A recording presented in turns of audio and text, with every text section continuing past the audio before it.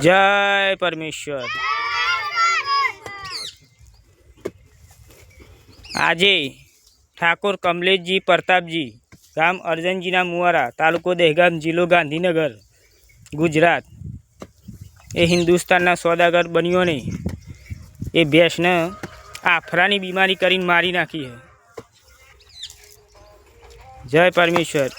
इनु सबूत किताब जगत हितकारी बढ़ाओ किताब मुफीदा मौसुम जगत हितकारी जिसको श्री अनुपदास प्रिंटिंग प्रेस सावनी एरनपुरा में साहब के प्रसिद्ध किया।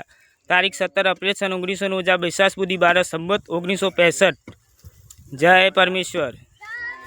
इनु सबूत आ किताब जगत हितकारी है। जय परमेश्वर।